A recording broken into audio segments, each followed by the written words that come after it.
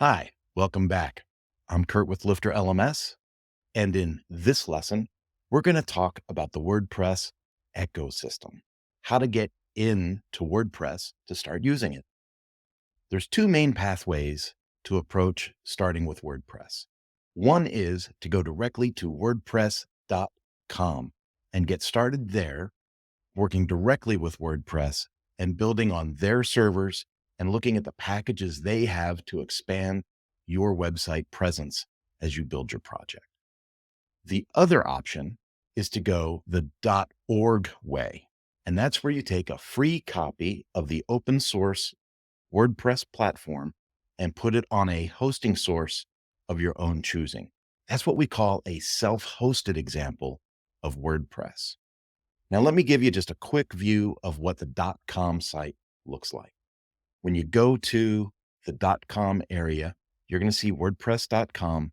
You can log in, you can get started. And as you start to page your way through the site, you'll see that you got examples of different themes, different looks, different feels. And it's very easy to get started plugging your own content in.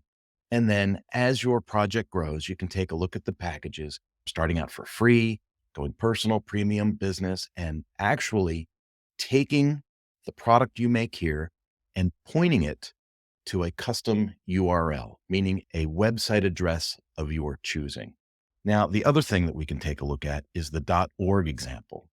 With .org, the open source nature of WordPress means the platform is free.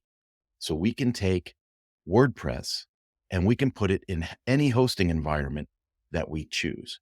And of course, there's a list of recommended resources on LifterLMS.com to show you some of the top choices in hosting that we've kind of aggregated for you there. So you can jump into WordPress.com to get started quickly and for as little as free, or you can get an affordable hosting package and take a free copy of WordPress and put it into your own hosting area. Folks, getting started in WordPress is easy and very affordable, and we'd love to show you how. Jump into the next lesson and we'll go a little deeper.